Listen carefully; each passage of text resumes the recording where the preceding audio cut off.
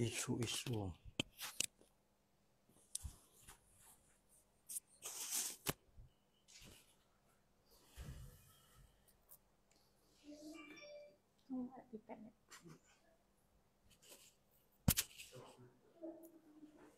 Baik, selamat pagi kepada semua penonton. Muncul? Paket hidup tapi itu. Baik, selamat pagi kepada semua penonton. Udah bagus tapi itu.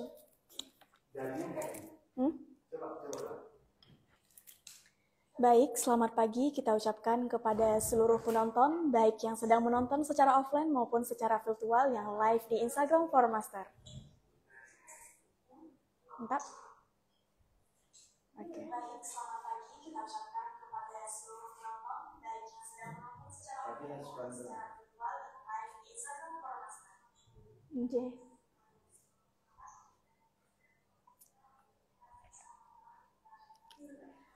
Deg-degan, Wak. Udah mulai? Iya, Pak. Ini kursi.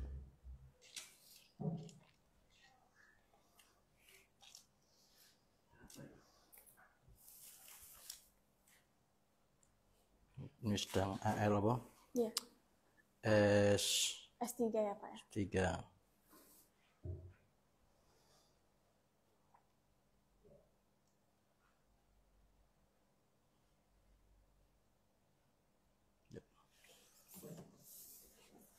Kursinya beda nggak apa-apa? Nggak apa-apa deh. Ini kelihatan nggak? Nggak apa-apa? Ya udah. Kita mulai ya, Pak. Jaraknya pas nggak ini jaraknya? Pas. Kurang dekat atau kedekatan dulu mas ini? Udah standar ya? Oh ya. Ya. Oke, baik. Mungkin agak mundur aja. Nek kita kedekatan karena Ini ya, Pak ya. ini layarnya segitu. Ya coba posisi kamu mundur dikit. Mundur dikit terus. Ya kayak Najwa itu loh. Nah. Najwa siapa? Oke, baik. Kita mulai ya, Pak. Ya, monggo. Bismillahirrahmanirrahim. Assalamualaikum warahmatullahi wabarakatuh. Waalaikumsalam warahmatullahi wabarakatuh. Yang saya hormati Ketua Umum Formaster beserta jajarannya. Yang saya hormati Bapak Ketua Prodi Ilmu Syariah UIN Sunan Kalijaga, bersama kita telah hadir Bapak Dr. Abdul Mughis SAG MAG. Baik, alhamdulillah segala puji bagi Allah yang telah memberikan kita kesempatan sehingga kita dapat berkumpul dan melaksanakan kegiatan program kerja Formaster sharing session dengan tema Prospek dan Tantangan Kuliah di Ilmu Syariah UIN Sunan Kalijaga, Yogyakarta. Baik teman-teman, sebelumnya saya ucapkan terima kasih yang tak terhingga kepada tim panitia pelaksana yang telah menyelenggarakan program kerja ini dalam bentuk sharing session ya. Kita berbicara santai hari ini Bapak. Ya baik, kemudian juga saya ucapkan terima kasih kepada seluruh hadirin, baik yang hadir hari ini secara offline ataupun secara online yang sudah nonton di via Instagram Formaster. Nah tentunya teman-teman di sini apalagi yang sedang S1 atau mungkin sedang lulus S1 bingung ya mau kuliah S2 kemana ataupun sudah mengetahui terkait dengan S2 di ilmu syariah namun masih bertanya-tanya bagaimana prospek dan tantangan kuliah di ilmu syariah, bagaimana keuntungan, kelebihan, dan kemudian setelah menjadi seorang magister ilmu syariah, prospek ke depan itu seperti apa. Dan tentunya kita masih bertanya-tanya proses ketika kuliah di ilmu syariah itu seperti apa. Nah, maka tentunya di sini telah hadir bersama kita Bapak pemateri langsung dari Ketua Prodi Ilmu Syariah UIN Sunan Kalijaga. Maka sebentar lagi Bapak akan menyampaikan pengarahan, informasi dan pengetahuannya terkait dengan kuliah di UIN Sunan Kalijaga, Yogyakarta. Tetap stay tune teman-teman karena acara ini hanya akan berlangsung 30 menit. Baik, kepada Bapak waktu dan tempat dipersilahkan. Baik, terima kasih Mbak Khadijah ya. Assalamualaikum warahmatullahi wabarakatuh. Waalaikumsalam warahmatullahi wabarakatuh. Bismillahirrahmanirrahim. Alhamdulillahirabbil alamin wa binasta'inu ala umuri dunya waddin. Wassalatu wassalamu ala asyrafil anbiya wal mursalin sayyidina Muhammadin wa ala alihi wa sahbihi ajmain amma ba'd. Terima kasih kesempatan yang diberikan kepada saya untuk menyampaikan tentang profil ya, prodi S2 atau Magister Ilmu Syariah Fakultas Syariah dan Hukum UIN Sunan Kalijaga Yogyakarta.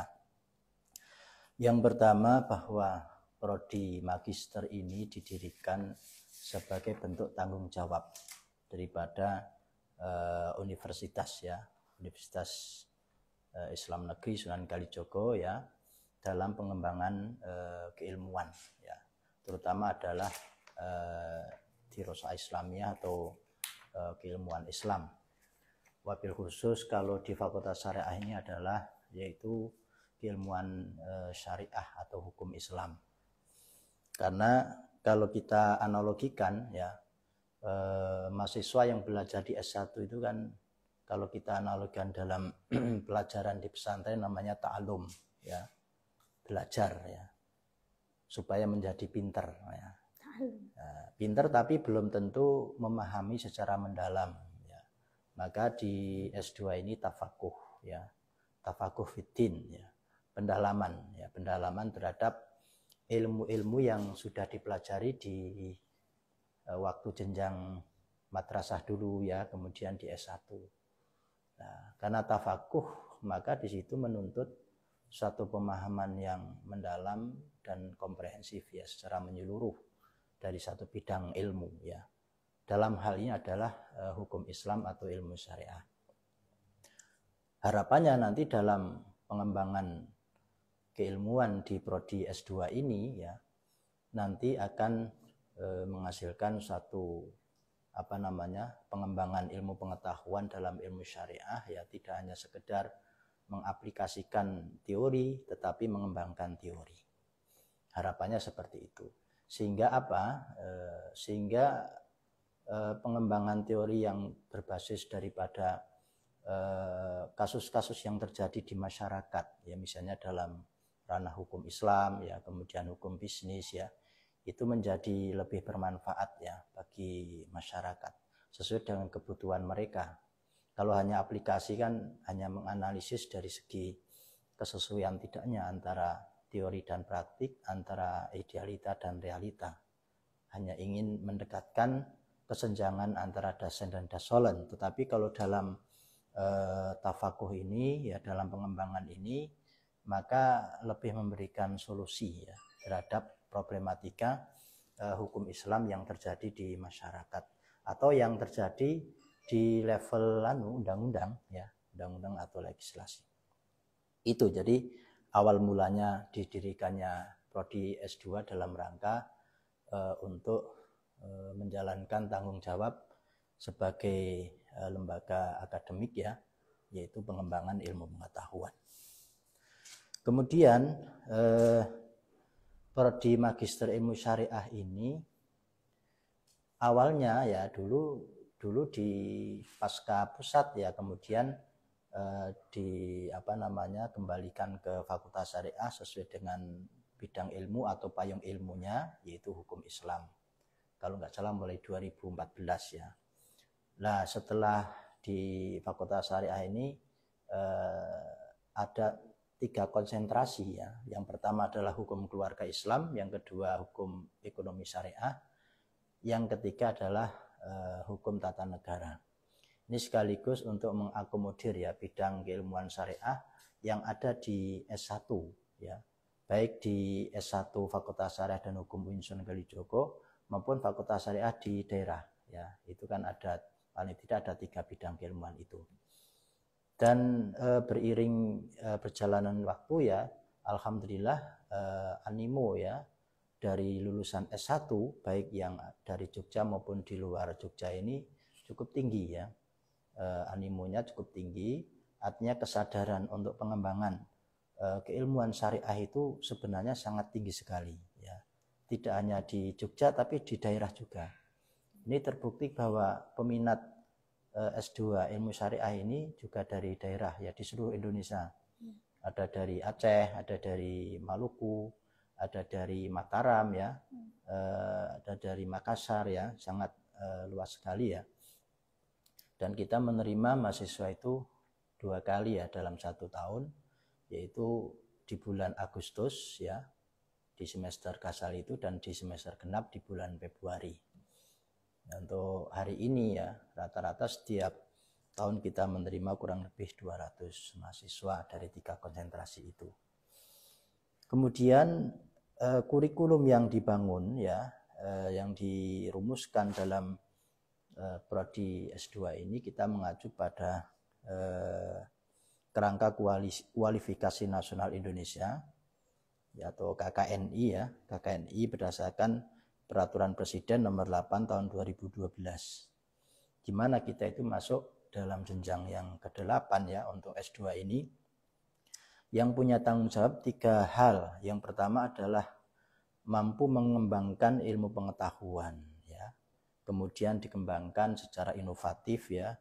Yang kedua, mampu memecahkan permasalahan pengetahuan ya, yang kasih solusi dengan berbagai pendekatan atau multidisipliner. Kemudian yang ketiga adalah mampu mengelola riset dan pengembangan ilmu pengetahuan yang bermanfaat bagi masyarakat.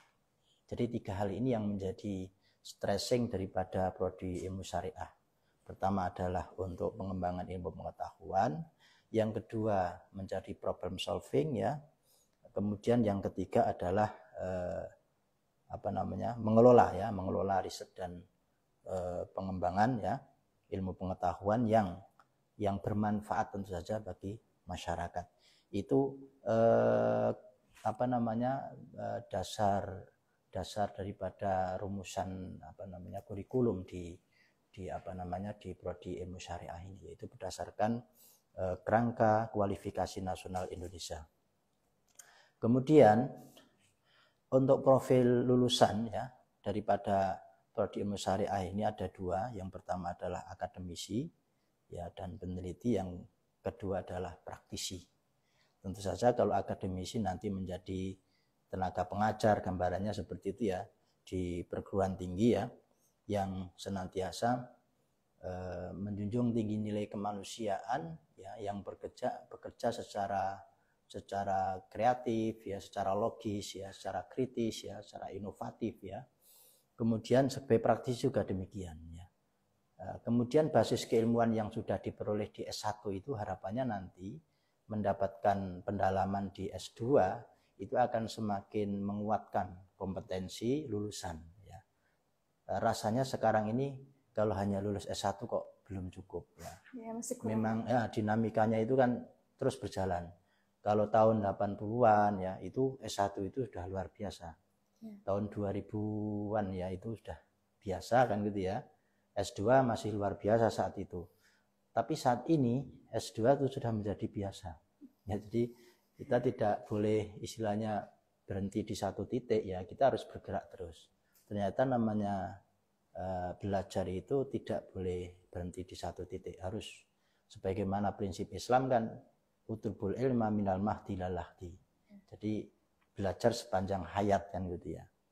Maka saya mengapresiasi kepada para lulusan baik dari Jogja maupun luar Jogja yang ikut bergabung di S2 ini. Artinya di situ ada kesadaran untuk senantiasa belajar dan mengembangkan ilmu pengetahuan dalam rangka meningkatkan kompetensi keilmuan syariah itu. Kemudian yang berikutnya adalah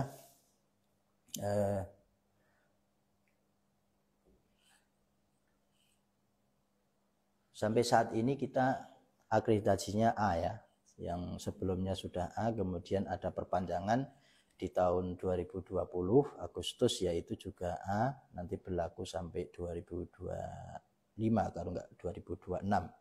Ya harapannya nanti kita meningkat lagi dan bisa menjadi unggul ya. Itu ya diantaranya beberapa profil ya, prodi Magister Ilmu Syariah. Oh ya, saya sampaikan juga bahwa perkuliahan di S2 ini nanti teori ditempuh selama 3 semester ya. 3 semester dengan total beban SKS semuanya 36. Itu sudah sama tugas akhir tesis ya. Kemudian model kurikulum ya, sebaran kurikulum mata kuliah yang kita terapkan adalah mungkin yang sedikit unik di sini adalah bahwa seminar proposal itu kita masukkan menjadi mata kuliah, sehingga sedapat mungkin dapat mengkondisikan mahasiswa itu bisa lulus tepat waktu ya.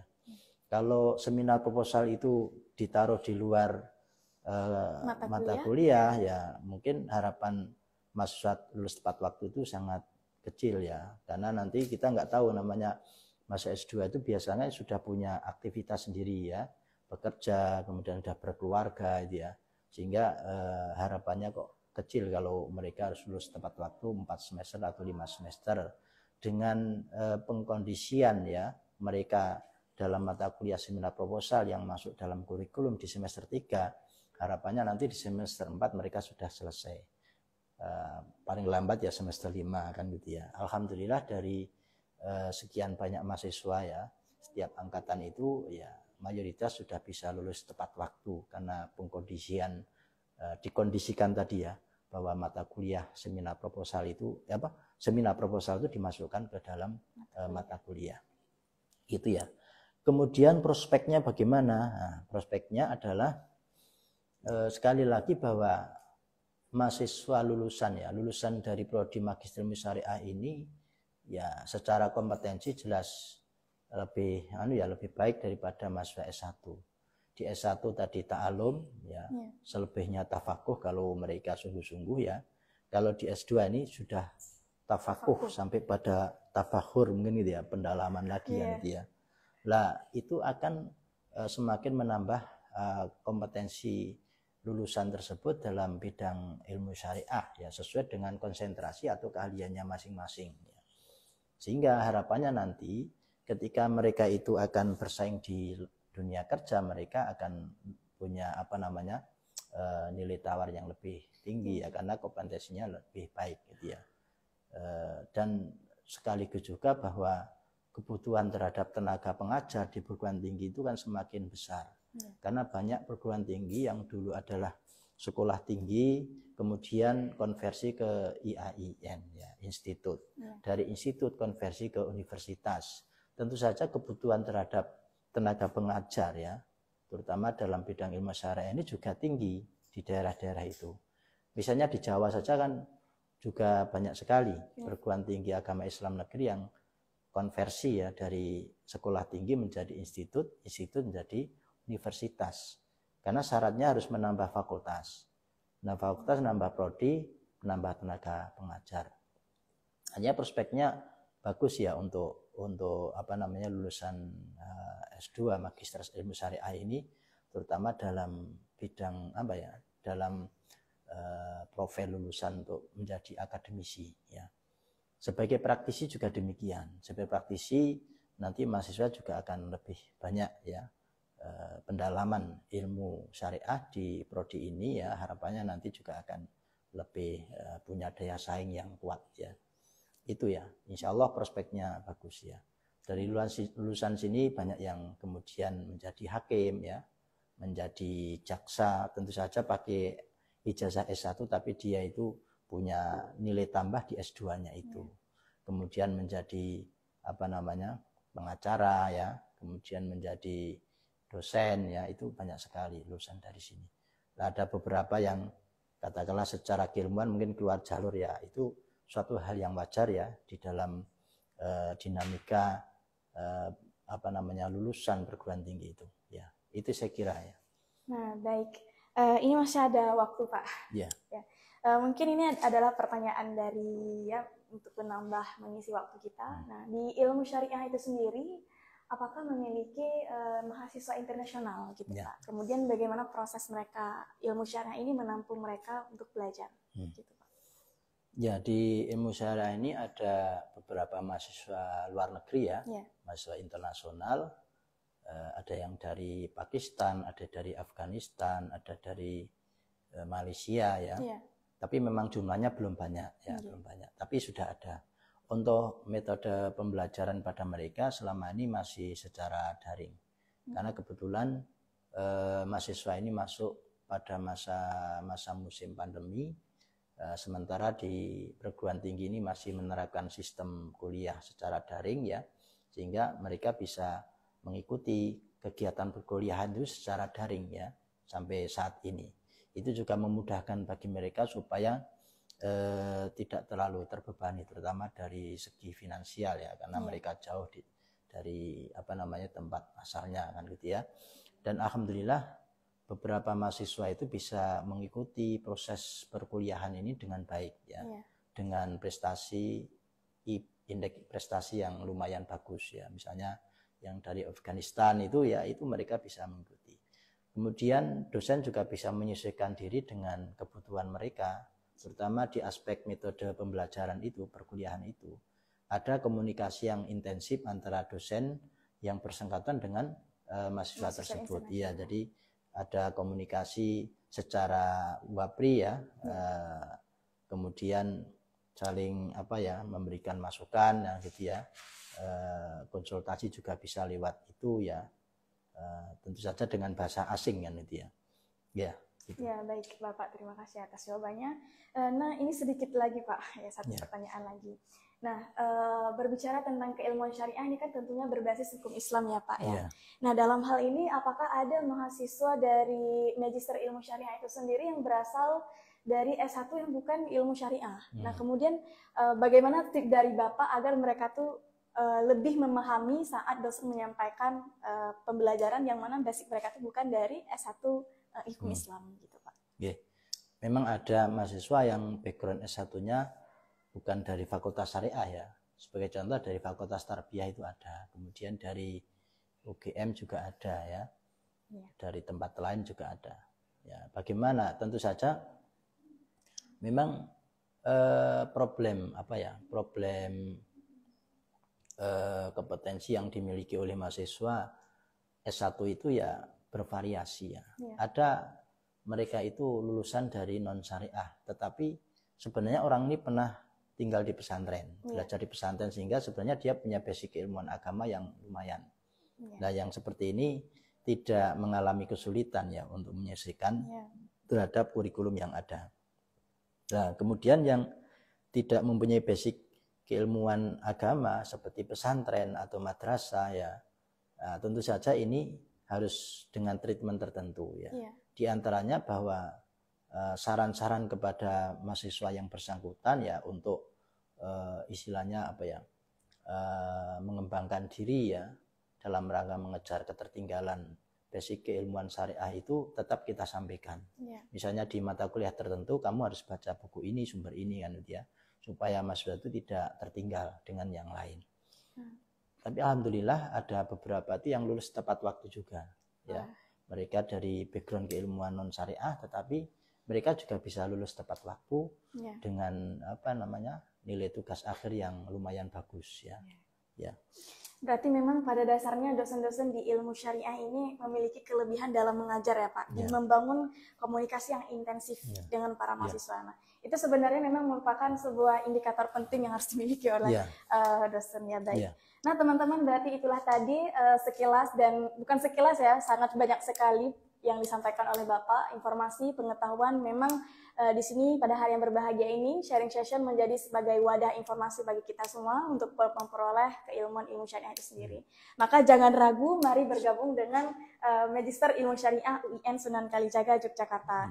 Baik teman-teman, karena waktu kita sudah pada saatnya untuk kita akhiri ya, maka dalam hal ini saya akan menambahkan sedikit informasi tambahan bagi teman-teman yang mungkin ada beberapa pertanyaan yang tidak dapat dijawab pada pertemuan kali ini. Teman-teman bisa melakukan via komunikasi, boleh DM Instagram Formaster, atau mungkin teman-teman mau langsung berhubungan dengan pihak prodi, maka teman-teman juga bisa bertanya langsung di Instagram Fakultas Syariah dan Hukum UIN Sunan Kalijaga Yogyakarta, atau bisa email melalui alamat ilmusyariahmagister@uin_suka.ac.id. Maka sekali lagi saya ulang, silakan dicatat ya teman-teman. Alamat email ilmusyariahmagister@uin_suka.ac.id. Baik, terima kasih saya ucapkan kepada Bapak atas waktu dan kesempatannya. Maka sebelum kita tutup ya, saya akhiri dengan sebuah pantun. Buah nanas, buah ceri, dicampur gula enak sekali. Cukup sekian pertemuan kali ini. Saya Khadijatul Musana, mohon pamit undur diri. Wassalamualaikum warahmatullahi wabarakatuh. Waalaikumsalam warahmatullahi wabarakatuh. Baik, selanjutnya penyerahan piagam. Silakan Pak. Mau di depan sini atau di situ? Di sini. Di sini aja biar dekat. Ya, silakan.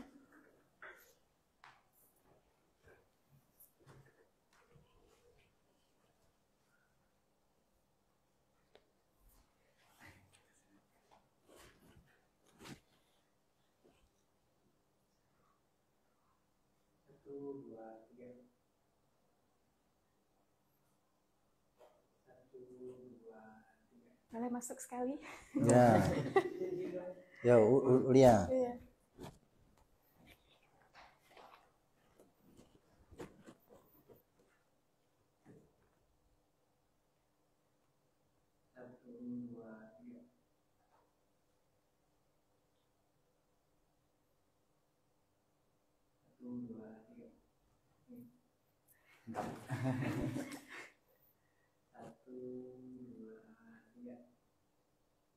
Oke. Kasih banyak, Pak. Ya, sama-sama, oke. Terima kasih banyak, Ya, Pak. semoga bermanfaat. Ya, langsung ya. Iya, Pak. Mau ikut AL saya lewat Iya, Pak. online. Ya, Makasih sama-sama. banyak, Iya. Pak.